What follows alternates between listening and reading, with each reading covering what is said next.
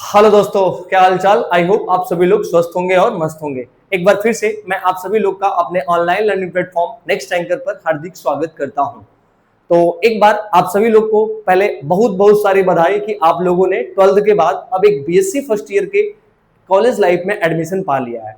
तो BSc first sem में आप जितने मैथमेटिक्स वाले स्टूडेंट हो उन सभी लोग के लिए मैं और मेरी ये टीम आपको पूरी मैथमेटिक्स की हर एक परेशानी से दूर कराएगी, जिसमें आप चाहे जिस यूनिवर्सिटी में पढ़ते हो, जैसे आप चाहे यूपी कॉलेज के हो, चाहे विद्यापीठ के हो, चाहे हरिश्चंद्र पीजी कॉलेज के हो। यानी मेरे कहने का मतलब एनईपी 2020 के तहत जितने भी आपकी सिलेबस है उस सिलेबस के अकॉर्डिंग आपके सारे डाउट, सारे सिलेबस में जितनी भी मैथमेटिक्स के टॉपिक है, जितने भी यूनिट है, उनको डीपली तरीके से यहाँ पे कवर कराया जाएगा। और साथ ही में आपको जितने भी अब तक के एग्जाम में प्रीवियस ईयर में क्वेश्चन पूछे गए वो बताए जाएंगे। और अगर आपको क्वेश्चन कराते कराते लेक्चर में जो क्वेश्चन इंपॉर्टेंट होगा उसको बताया जाएगा। यहाँ पे एक अपनी पूरी की पूरी एक्सपीरियंस आपके सामने साझा किया जाएगा, जिससे आप नए लोगों के मन में बहुत सारे विचार होते होंगे कि बीएससी क्या है, कैसी हार्ड है, मैथमेटिक्स कैसी आती होगी, एग्जाम कैसी आती होगी। उन सारी समस्या का एक जगह ही समाधान है। और ये मेरी आपसे वादा है कि मैथमेटिक्स के लिए आप अगर बीएससी में एनरोल है तो आपको चिंता परेशानी करने की जरूरत नहीं है। अगर आप हमारे से जुड़े हैं तो आपकी ये परेशानी हमारी है और वो परेशानी हम आपको बड़े अच्छे तरीके से डील कराएंगे। जैसे कि पहले आपको मैं आज ये जो मेरा लेक्चर है वो बीएससी सेम फर्स्ट के लिए है, जिसमें हम मैथमेटिक्स के पहले सिलेबस के बारे में इंट्रोड्यूस करेंगे आप लोग को कि आपको सिलेबस क्या है, कैसे हमें रणनीति बनानी पड़ेगी, कैसे हमें एग्जाम देना पड़ेगा और क्या क्राइटेरिया है। क्योंकि ये चीजें आपको एक अच्छे तरीके से पढ़ना है।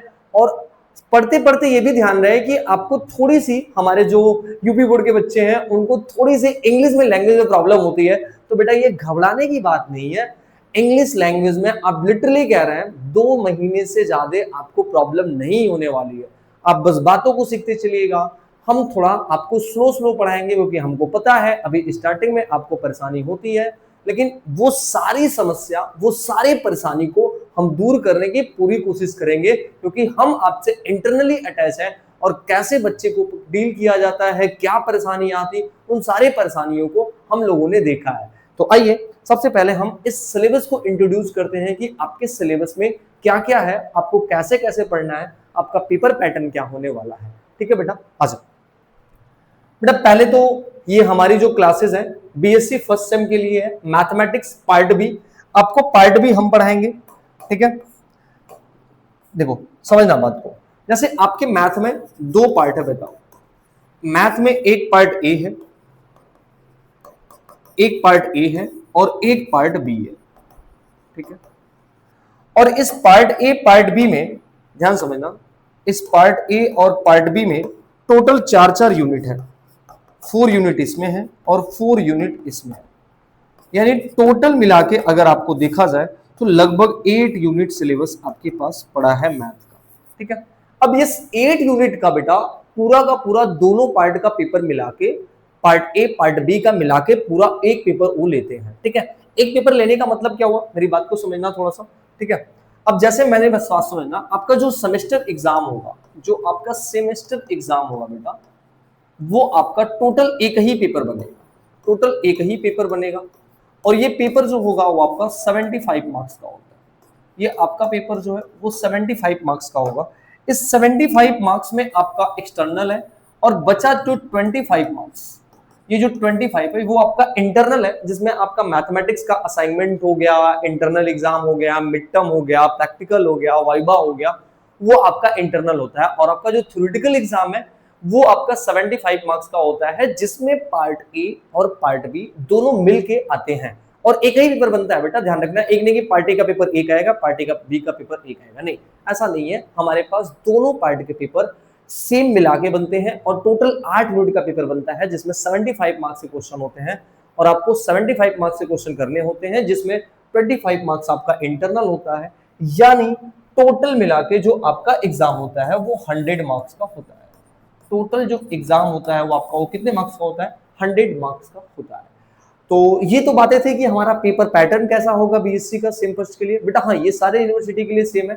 ठीक है, आपके पास ध्यान रखना 2 पार्ट में मैथ डिवाइड है, पार्ट ए और पार्ट बी। ठीक है, अब ध्यान रहेगा आपको समस्या परेशानी की कोई दिक्कत नहीं होनी चाहिए, क्योंकि पार्ट ए और पार्ट बी का पेपर मिलके आता है, टोटल 8 यूनिट है, तो डरा नहीं रहा हूं, सिलेबस तो है ज्यादा, तो आपको पढ़ना है आराम से, बस घबराना नहीं है।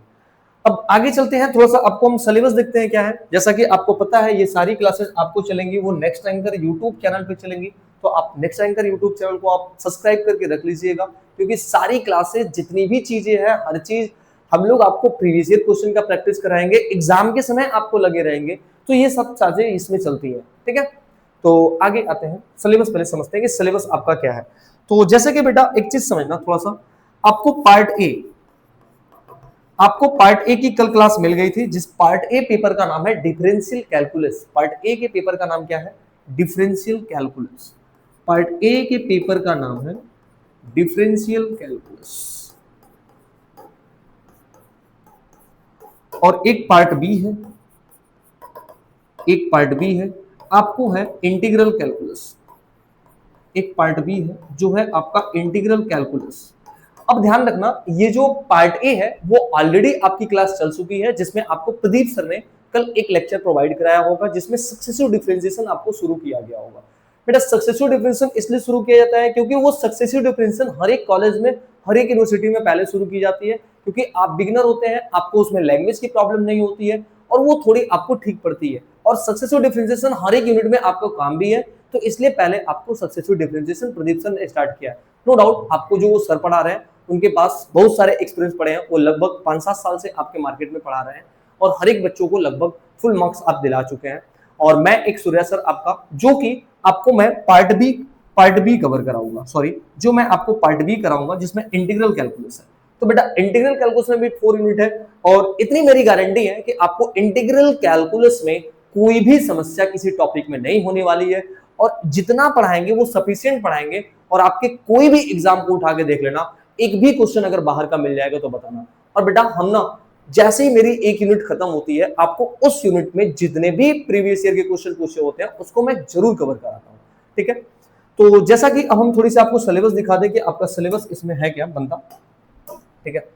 तो ये आपका ध्यान समझना,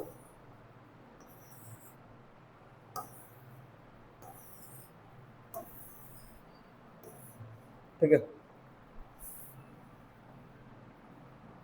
wait wait wait wait wait wait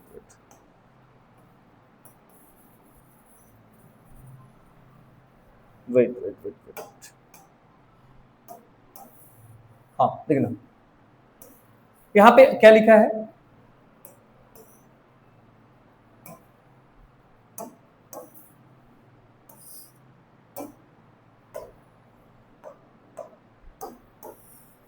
हाँ इसको समझना बेटा। इसमें जो आपका एक है पार्ट, वो है डिफरेंशियल कैलकुलस, ठीक है। ये डिफरेंशियल कैलकुलस का पार्ट है। अब डिफरेंशियल कैलकुलस में बहुत ज्यादा कुछ नहीं आती है, जो डिफरेंशियल कैलकुलस का पार्ट है वो ध्यान रखना। ये यूनिट फर्स्ट है, यूनिट फर्स्ट में आपका क्या है, definition of the sequence, theorem of a sequence, यानी सीक्वेंस से रिलेटेड आपका यूनिट फर्स्ट है। एंड फिर यूनिट सेकंड आपका क्या है, limit continuity, differentiability of the function and the single variable, Cauchy theorem, Bolzano theorem, chain rule, Darboux theorem, ये सारे थ्योरम है जो कि यूनिट सेकंड में है। उसके बाद यूनिट थर्ड है, यूनिट थर्ड में आपका है Rolle's theorem, Lagrange Cauchy mean value theorem and Taylor theorem, Maclaurin theorem, partial और ये सक्सेसिव डिफरेंशिएशन, लेबनिज थ्योरम और partial differentiation, Euler's theorem and homogeneous function. And last unit unit 4 है जो आपका टेंजेंट नॉर्मल है, एसिम्प्टोट्स है। ये differential का पार्ट है जो कि पार्ट ए है।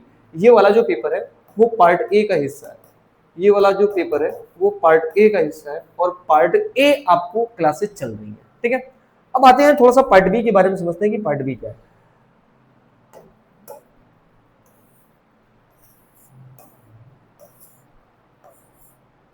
हाँ बेटा पार्ट बी को थोड़ा समझना, ये ध्यान रखना, पार्ट बी आपका जो है वो इंटीग्रल कैलकुलस है, जिसको मैं, ये आपको मैं पढ़ाऊंगा। जो ये पार्ट बी है वो इसको पूरा का पूरा मैं कवर कराऊंगा। इसमें भी आपका 4 यूनिट है, और 4 यूनिट में पहला जो 5वीं यूनिट है वो 4 है। ये पार्ट बी में 5वीं यूनिट शुरू होती है। 5 यूनिट में क्या है, definition of the integral and limit sum, Riemann integral, integrability of a continuous and monotonic function and fundamental theorem. And 6 unit क्या है, improper integral and their classification and convergence, comparison test, mu test, Abel test, Dirichlet test, ये सारे test हैं जो आपको पढ़ना है। And आपको 7 यूनिट है, rectification, volume, surface area, solid, Pappus theorem, multiple integral, change of order of a double integration and Dirichlet theorem and Liouville's theorem and multiples of the integrals. Okay, and last unit जो है आपका unit, ये unit है जो यहाँ पे है vector differentiation, gradient, divergence, curve, normal, surface area, directional derivative, vector integration theorem, Gauss green etcetera etcetera. ये सारे यूनिट वाइज के सिलेबस हैं जिसमें आपको पूरा का पूरा अच्छे तरीके से डील कराया जाएगा। उसमें आपको कोई समझने कोई भी परेशानी की बातें नहीं है, हर एक चीजों को बड़े अच्छे तरीके से कराया जाएगा। ठीक है, तो पहले तो ये चीजें आपके लिए एकदम सफिशियंट है कि हम क्या पढ़ा रहे हैं और आपको समझना है। तो आते हैं अपने टॉपिक पे। बेटा हम आपको पहले स्टार्ट करेंगे यूनिट 8 जो कि इंटीग्रल में लास्ट यूनिट है जिसमें वेक्टर है। हम पहले वेक्टर के यूनिट को ही शुरू करेंगे जिसमें यहाँ पे लिखा है यूनिट 5, लेकिन ये आपका पड़ता है यूनिट 8। क्या होता है यूनिट 8, यानी लास्ट यूनिट हम वेक्टर को डील करेंगे। और बेटा यहाँ पे ध्यान रहे, यहाँ पे जो ये यूनिट आई है या जो वेक्टर आई है वो ध्यान रहे आपने 12th में पढ़ के आया है, what is the scalar product of a vector and cross product of a vector. Normally जो वेक्टर पढ़ के आए उसके थोड़ा सा आगे से यहाँ पढ़ना है। यहाँ जो आपको पढ़ना है वो वेक्टर डिफरेंशिएशन पढ़ना है और वेक्टर इंटीग्रेशन पढ़ना है। क्या पढ़ना है, वेक्टर डिफरेंशिएशन और क्या पढ़ना है, वेक्टर इंटीग्रेशन। तो ध्यान समझना। तो पहले तो इसमें पहली जो टॉपिक होती है मेरे पास शुरू, वो कहाँ से होती है इस बात को समझना। हाँ, पहले आपको जो पढ़ना है वो स्केलर प्रोडक्ट पढ़ना है, ध्यान रहेगा ट्रिपल। तो वेक्टर हम यहां से शुरू कर रहे हैं unit 5 vector, scalar product, scalar triple product होता है, स्केलर ट्रिपल प्रोडक्ट।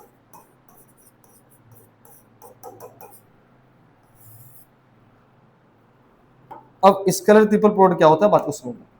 ये हाँ, ये मैं वेक्टर शुरू किया हूं, कौन सा यूनिट, यूनिट 8 लास्ट वाली है। बेटा स्केलर ट्रिपल प्रोडक्ट क्या होता है बात को समझना। अच्छा पहले आपको एक चीजें पता होनी चाहिए, स्केलर क्या होता है और वेक्टर क्या होता है। स्केलर और वेक्टर, ठीक है। स्केलर वो क्वांटिटी होती है, स्केलर वो क्वांटिटी होती है जिसके पास केवल रिजल्टेंट होता है और ये डायरेक्शन की बातें नहीं करते हैं, यानी जो वेक्टर नहीं होता है उसी को स्केलर बोलते हैं। ठीक है, यानी स्केलर एक ऐसी क्वांटिटी होती है जिसके पास केवल रिजल्टेंट होता है, यानी इसके पास केवल क्या होता है, रिजल्टेंट होता है। इसके पास केवल रिजल्टेंट होता है, रिजल्टेंट। और इसके पास वेक्टर, वेक्टर के पास रिजल्टेंट के साथ, रिजल्टेंट के साथ इसके पास डायरेक्शन भी होता है। इसके पास क्या होता है, डायरेक्शन। और वेक्टर क्वांटिटी को आपको पता होगा ऐसे डिनोट किया जाता है, ए पर वेक्टर लग गया मतलब ये वेक्टर। अब ये नॉर्मली चीजें आप 12th में पढ़ के आए हैं, ठीक है। तो हमें यहां जो पढ़ना है वो स्केलर ट्रिपल प्रोडक्ट पढ़ना है, ठीक है। अब स्केलर ट्रिपल प्रोडक्ट क्या होता है बेटा, उस बात को हम सबको समझाते हैं कि क्या होता है, ठीक है।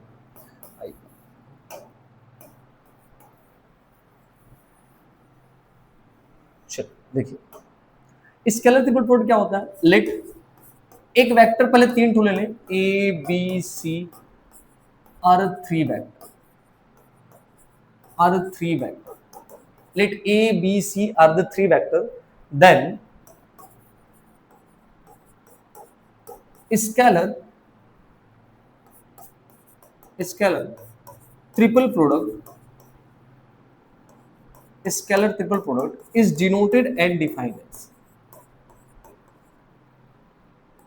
is denoted and defined as, is denoted and defined as क्या होता है, ठीक है। ए बी सी ये बड़े ब्रैकेट में लिखा है, यानी इसको स्केलर ट्रिपल प्रोडक्ट का नोटेशन बोलते हैं, स्केलर ट्रिपल प्रोडक्ट। और इसको लिखते कैसे हैं, ए डॉट बी क्रॉस सी, ठीक है। ए डॉट बी क्रॉस सी लिखते हैं, जो कि ये इसका डेफिनेशन है, ठीक है। अब इसमें बहुत सारे केस होते हैं बेटा, मेरी बात को समझना। जैसे अच्छा आपको एक कहानी बताया गया होगा स्केलर ट्रिपल प्रोडक्ट में कि अगर ए डॉट बी है तो इसको हम चाहे बी डॉट ए भी लिखें तो कोई भी दिक्कत परेशानी नहीं होती है, क्योंकि ए डॉट बी की वैल्यू जो आती है वही किसकी आती है, बी डॉट ए की वैल्यू आती है।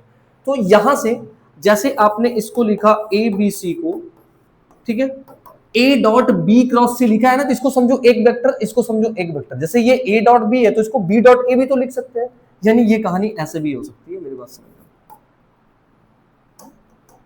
ठीक है। जैसे ए डॉट बी क्रॉस सी लिखा हूं मैं, उसी तरीके से इसको मैं कैसे लिख सकता हूं, B cross C dot A भी लिख सकते हैं, ठीक है। ये भी एक आपका नोटेशन है, सॉरी, ये भी आपका एक नोटेशन है, और इसके लिए आपको कोई भी दिक्कत परेशानी समस्या नहीं होनी चाहिए, ठीक है। यानी इसके हम क्रॉस के और डॉट के भी प्रोडक्ट को अगर आपस में ऐसा लिख सकते हैं, अभी बाकी हम प्रॉपर्टी में आएंगे तो इसको डील करेंगे, इतनी बातें ठीक है। कि स्केलर ट्रिपल प्रोडक्ट क्या होता है, let A B C are the three vector, then the scalar triple product is denoted and defined as the A B C is equal to A vector dot vector B cross C. And इसको एक और notation है, जैसे आपने A dot B cross C लिखा है, उसको B cross C dot A भी लिख सकते हैं, इसके लिए कोई भी समस्या परेशानी नहीं है, क्योंकि चाहे ए डॉट बी लिखिए चाहे बी डॉट ए लिखिए, दोनों बातें क्या होती है, सेम होती है, इतनी ठीक है। अब आगे चलते हैं थोड़ा सा, इसका एक और केस है क्या समझना, नोट, थोड़ा सा नोट समझिए। इफ मान लीजिए vector A is equal to आपके पास आ गया a1 i cap, a2 j cap and a3 k cap, ठीक है, एंड a3 k कैप आ गया, ठीक है। और इसी तरह एक वेक्टर b है जो कि ये भी है, b1 i cap, b2 j cap and b3 k cap. और इसी तरह एक वेक्टर c भी है जिसको हम लिख सकते हैं c1 i cap, c2 j cap and plus c3 k cap, ठीक है। इतना तो जो ये वेक्टर होगा आपका triple product A B C लिखे चाहे A dot B cross C लिखे, बातें सही, तो ये डायरेक्ट डिटर्मिनेंट इसका निकलता है। और डिटर्मिनेंट में आप क्या लिखेंगे इस बात को समझना एकदम, आई के कोफिशिएंट को सारे लिख लो, a1 a2 a3, उसके बाद इसके वाले कोफिशिएंट को लिख लो b1 b2 और क्या आएगा b3, और फिर इस वाले सारे कोफिशिएंट को c1 c2 c3, ठीक है। ये एक फार्मूला इसका है कि आप ऐसे भी इसको यूज कर सकते हैं और ये एग्जैक्ट आपको वैल्यूडिटी दे देगा, एग्जैक्ट आंसर देगा। ये भी आपका एक फार्मूला ही है जो आपको मैं रिमार्क करके या नोट करके लिखा है, इस बात को समझना है। जैसे इस पे हम एग्जांपल कैसे लगाएंगे उस बात को हम आपको बता रहे हैं, ठीक है, ये समझना। क्वेश्चन जैसे एग्जांपल लेता हूं, लेट अच्छा लेट किसको करते हैं, लेट उसी को करते हैं जो चीजें मेरे पास गिवन होती है उसको हम लोग लेट लिखते हैं, ठीक है, या सिंस भी लिख देते हैं या गिवन भी लिख सकते हैं, ठीक है। लेट एक vector a is equal to है i cap plus j cap plus k cap and vector b is equal to i cap minus 2j cap minus k cap and vector c is equal to minus i plus 2j plus 3k cap, ठीक है। Find ए B सी, ठीक है। यानी आपको question क्या दिया है, question को बड़ा आराम समझना। अभी आपको बेसिक चला रहा हूं ये, क्योंकि मैं पूरा बेसिक पढ़ा रहा हूं, मुझे पता है आप 12th में चाहे जितनी भी बातें पढ़ के आए हैं वो भूल जाते हैं, तो अभी मैं आपको बेसिक ही दिखा रहा हूं। जैसे यहाँ पे क्या है, let a is equal to i plus j plus k cap and b vector is equal to i cap minus 2j cap minus k cap and vector c is equal to क्या है, minus i cap plus 2j cap plus 3k cap. तो हमको find करना है scalar triple product ABC find करनी है। क्या find करनी है, स्केलर ट्रिपल प्रोडक्ट एबीसी को फाइंड करना है। तो देखो एकदम आराम से, अगर स्केलर ट्रिपल प्रोडक्ट एबीसी हमको फाइंड करना है, ठीक है, इसके सोल्यूशन पे थोड़ा सा नजर रखिएगा, ठीक है। तो एबीसी इज इक्वल टू हम लोग क्या लिख सकते हैं, ए डॉट बी क्रॉस सी, और ए डॉट बी क्रॉस सी को हमने बोला था कि आप डिटरमिनेंट बनाइए, और डिटरमिनेंट में देखो ये क्या है, ये जो आई के पहले कोफिशिएंट थे उनके सारे, फिर आई जे के कोफिशिएंट, मतलब जो वेक्टर सीरियल वाइज है उनके सारे कोफिशिएंट को इसमें लिखते जाइए और डिटरमिनेंट को सॉल्व कर दीजिए। मतलब बेटा पहले ए है तो ए के पास आओ, आई का कोफिशिएंट कितना है, कुछ नहीं है तो कितना बेटा 1 है, जे का कोफिशिएंट कितना है 1 है, एंड के का कोफिशिएंट कितना बेटा 1 है, वेरी गुड। एंड बी का कोफिशिएंट, बी के पास आएंगे तो आई का कोफिशिएंट कितना है 1 है, जे का कोफिशिएंट कितना है बताना -2 है, एंड के का कोफिशिएंट कितना है -1 है। अब c का कोफिशिएंट कितना है, c में आओगे तो i का -1 है एंड j का कितना है 2 है एंड k का कितना है 3। बस इस तरीके से इन सारे चीजों को आपको लिख लेना है। इतनी बातें सही है। अब आपको डिटरमिनेंट सॉल्व करने तो आता है, क्योंकि डिटरमिनेंट तो नॉर्मली आप बहुत सारे क्वेश्चन में लगाए, तो अब बेटा हम यहाँ पे डिटरमिनेंट लगाएंगे। क्या लगेगा समझ, 1 को लिखा, 1 को लिखा, ये कैंसिल हुआ, ये कैंसिल हुआ, मल्टीप्लाई किया, 3 2 जा -6 और फिर अपना माइनस लगता है, 2 1 जा 2 -2 आएगा तो यहाँ पे क्या आ जाएगा प्लस आ जाएगा। देन उसके बाद क्या होता है -1 होता है, वेरी गुड। फिर ये कैंसिल हुआ, ये कैंसिल हुआ, 3 का मल्टीप्लाई 1 में करेंगे क्या आएगा 3 आएगा, माइनस -1 का -1 में करेंगे कितना हो जाएगा +1 हो जाएगा, तो यहाँ पे क्या आएगा 1 ही आएगा एंड प्लस अब आपके पास क्या आएगा 1 आएगा। यहाँ पे 1 है ना, क्या हो रहा है सोचा,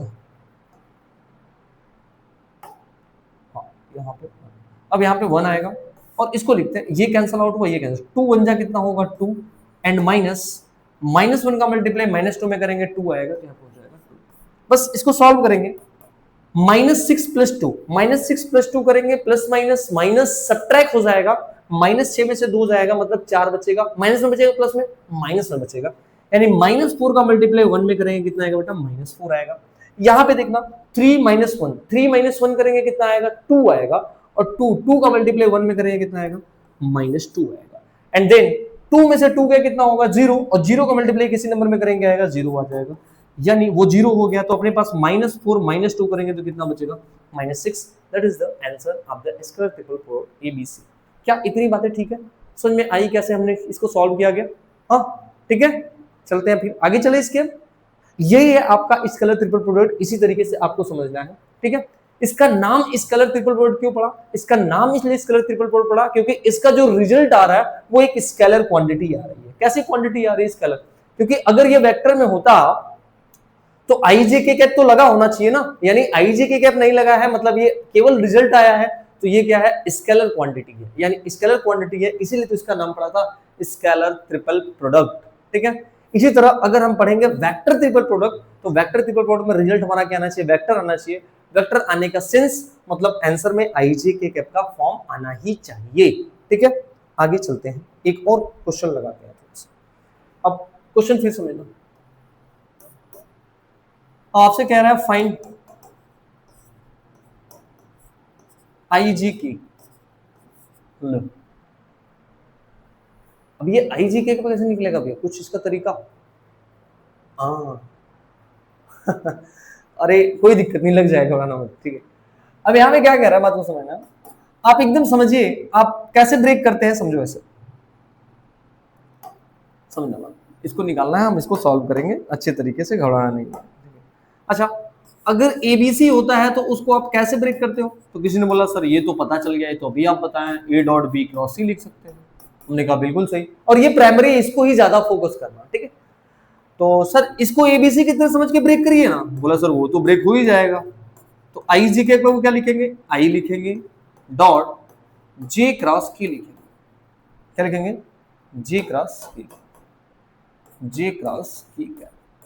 अब बेटा आपको पता होनी चाहिए कहानी, क्या कहानी आपने पढ़ के, बात को समझना, I dot I dot I, I dot I की वैल्यू 1 होती है, जे डॉट जे की वैल्यू कितनी होती है 1 होती है, के डॉट के की वैल्यू कितनी होती है 1 होती है। अगर यही आई डॉट किसी भी दूसरे से डॉट करता है तो वैल्यू क्या होता है 0 होता है।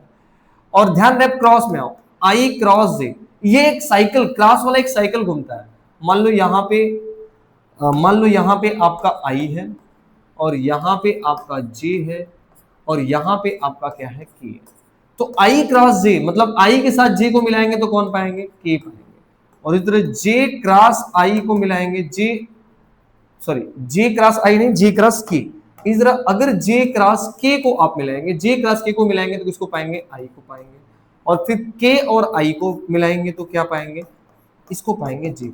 और ध्यान रहे अगर साइकिल से नहीं रहेंगे तो निगेटिव आएगा, साइकिल से नहीं रहेंगे तो क्या आएगा निगेटिव। जैसे मेरे कहने का मतलब ऐसे है, मान लो तुम उठा लिए जे क्रॉस आई, क्या उठा लिया जे क्रॉस आई, तो जे क्रॉस आई की वैल्यू कितनी आएगी बताना, क्योंकि अभी तो साइकिल है ही नहीं, साइकिल तो ऐसे घूमना चाहिए, तो उल्टा है तो आएगा वही के ही, लेकिन इस बार क्या आएगा निगेटिव, क्योंकि निगेटिव बता रहा है इस बार रोटेशन हमारा अपोजिट हो चुका था।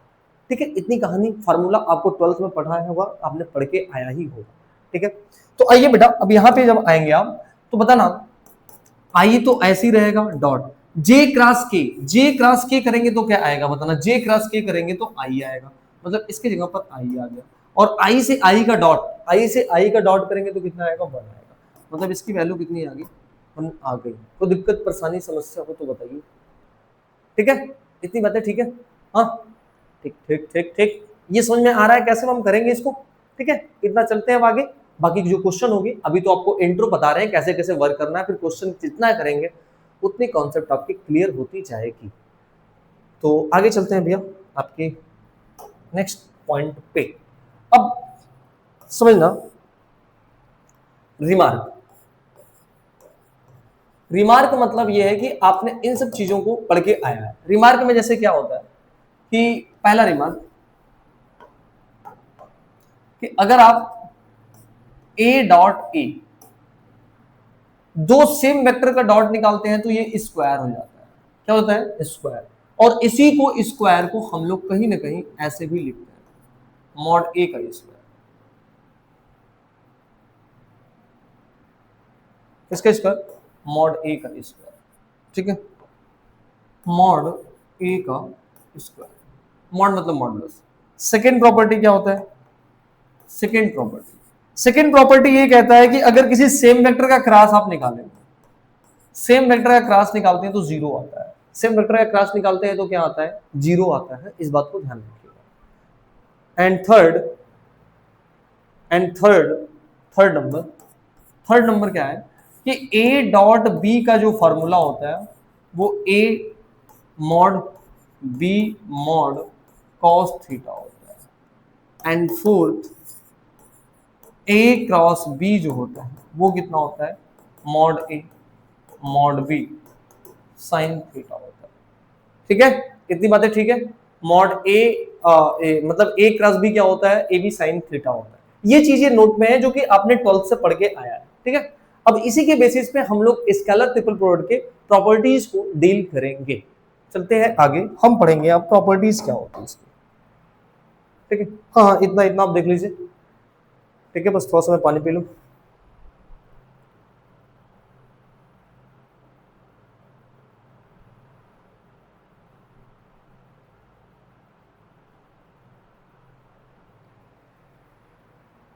चले चलिए,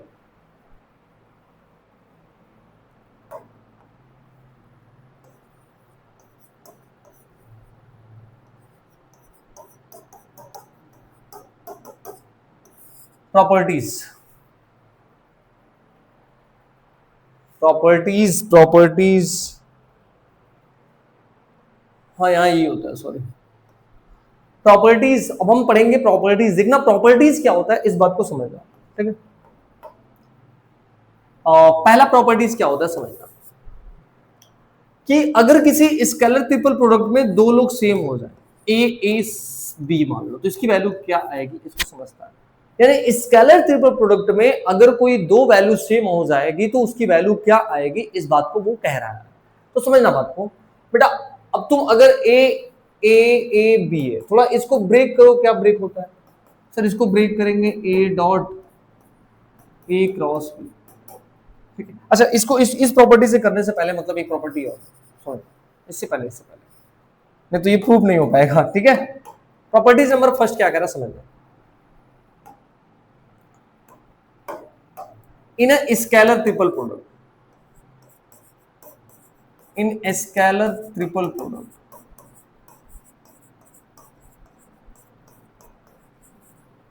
we can change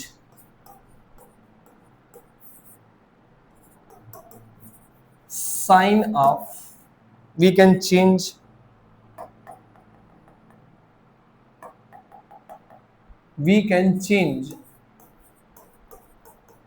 position of dot and cross. मतलब हम लोग डॉट और क्रॉस के साइन को चेंज कर देंगे तो कोई भी फर्क नहीं पड़ेगा। यानी दैट इज कहने का मतलब ये है कि आप चाहे ए डॉट बी क्रॉस सी लिखिए या ए क्रॉस बी डॉट सी लिखिए, कोई भी मुसीबत परेशानी इसको नहीं होने वाला है। मतलब स्केलर ट्रिपल प्रोडक्ट में आप डॉट और क्रॉस के पोजीशन को चेंज कर सकते हैं, इससे कोई भी परेशानी नहीं है। यानी ए डॉट बी क्रॉस सी को, इस क्रॉस को यहां ला दो, डॉट को वहां ला दो, कोई भी फर्क पड़ने वाली नहीं है। अब आते हैं सेकंड प्रॉपर्टी। सेकंड प्रॉपर्टी क्या कहता है कि अगर कोई दो वेक्टर स्केलर ट्रिपल प्रोडक्ट में अगर कोई दो वेक्टर सेम हो जाए तो क्या होगा। जैसे ए बी आ गया, तो सर इसी बात को हम समझते हैं। अब अगर समझना यहां पे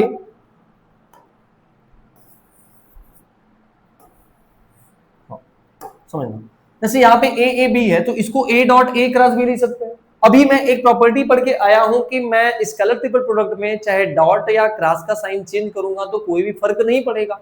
तो भैया इस वाले डॉट की जगह पे क्रॉस को एंट्री करा दो, इस वाले क्रॉस को एंट्री करा दो और यहां से चल दो यहाँ पे डॉट। कोई दिक्कत? इतनी बातें ठीक है। अब ध्यान दें, अभी आपने पढ़ा है कि पीछे ही कि किसी दो सेम वेक्टर की क्रॉस की वैल्यू कितनी होती है, 0। यहाँ पे देखना भाई, तो भी पढ़ा है, याद है। ए अगर कोई दो सेम वेक्टर होती है तो उसकी वैल्यू क्रॉस में क्या होती है, 0 होती है।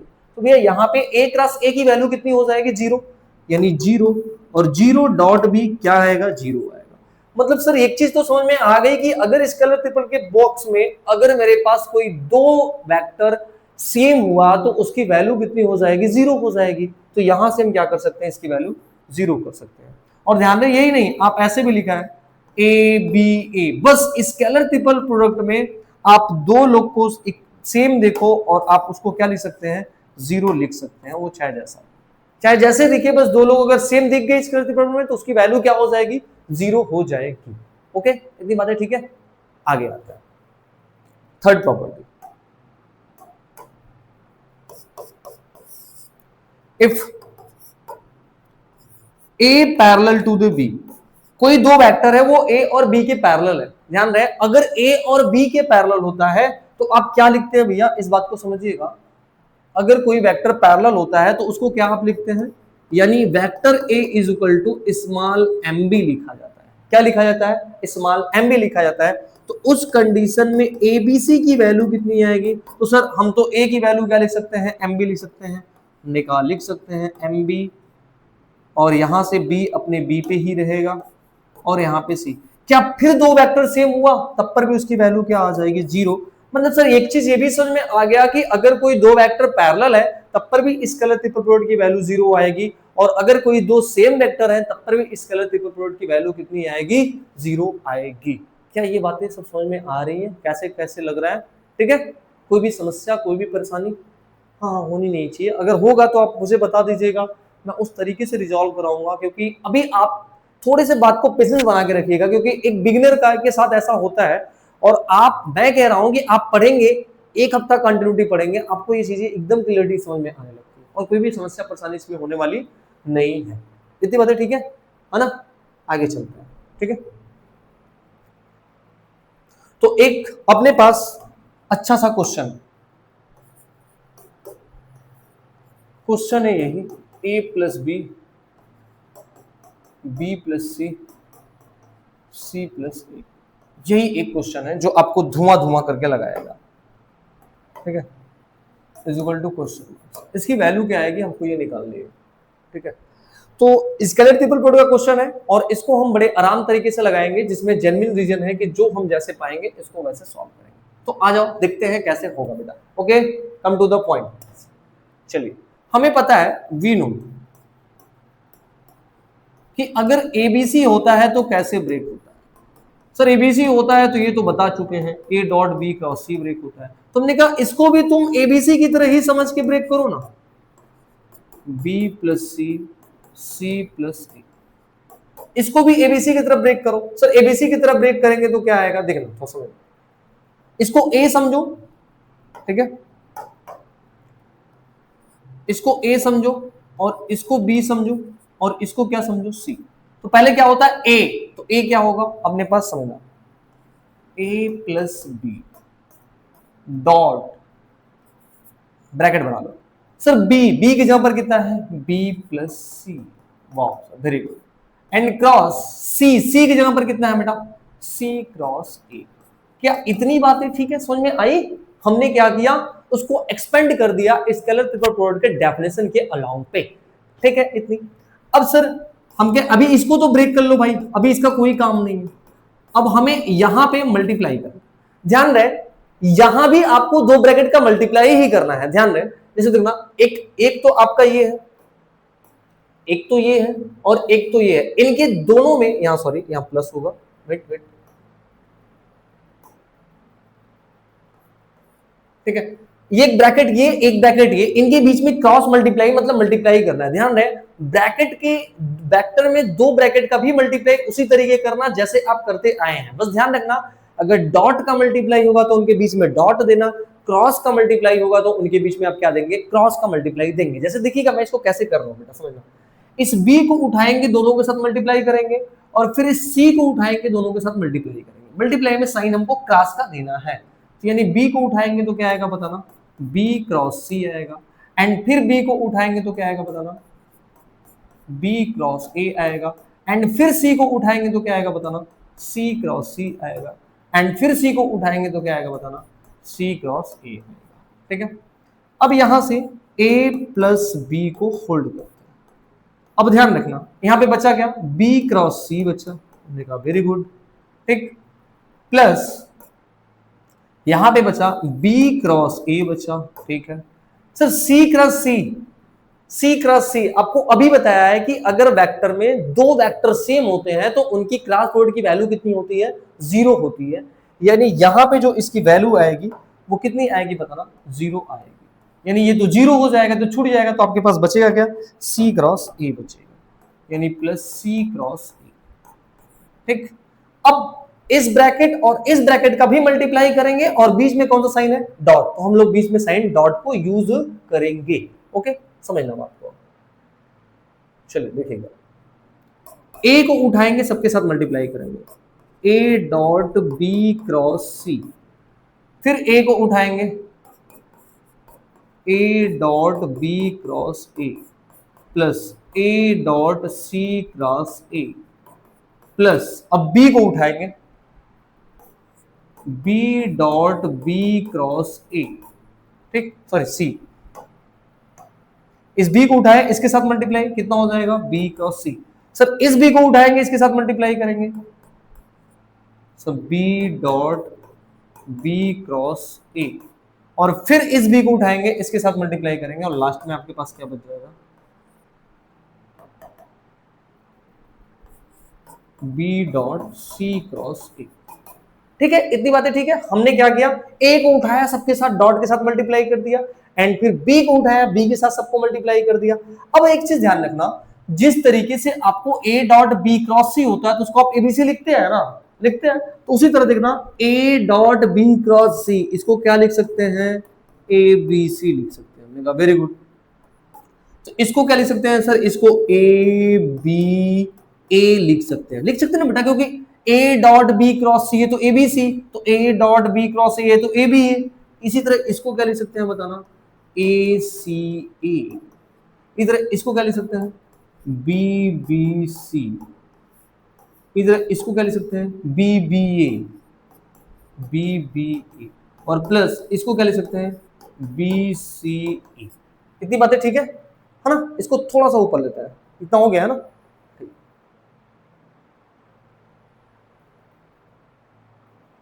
चलिए देखिएगा, अब आपने अभी पढ़ के आया है, पिछला ही प्रॉपर्टी पढ़ के आया है कि अगर कोई दो वेक्टर सेम होता है किसी स्केलर ट्रिपल प्रोडक्ट में तो उसकी वैल्यू कितनी हो जाती है, जीरो हो जाती है।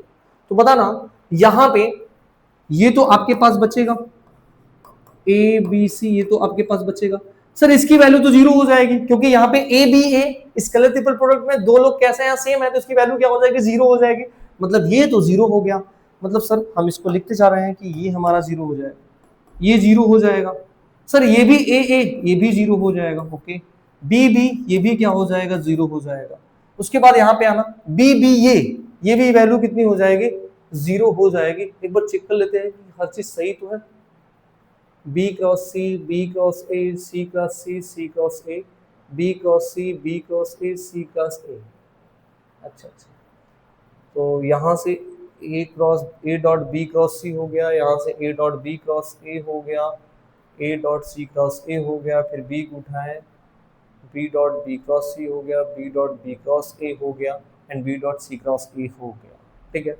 बी बी ये भी तो जीरो हो जाएगा, मैंने कहा हाँ ये भी तो जीरो हो जाएगा, ठीक है, ये भी जीरो हो जाएगा।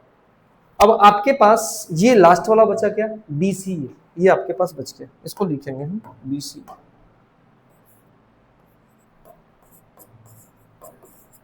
ठीक है, ये बी सी। हाँ वेट एक बार थोड़ा सा देख ले, कोई मैटर तो गड़बड़ नहीं हो रहा है।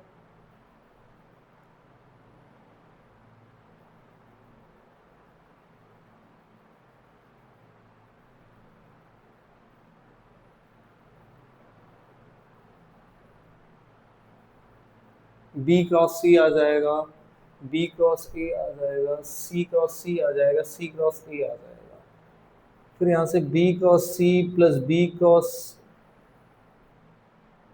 ए, C cross A B C, A B A C A, B B C, B B C, B B A, B C A, ठीक है। ये सारी चीजें जीरो हो गई है ना, इतनी बातें ठीक है, अब समझना।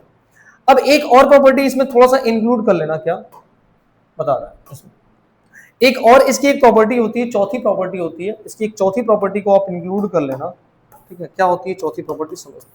चौथी प्रॉपर्टी ये कहती है कि स्केलर ट्रिपल प्रोडक्ट में अगर आप साइक्लिक चेंज करते हैं तो कोई भी फर्क नहीं पड़ती है।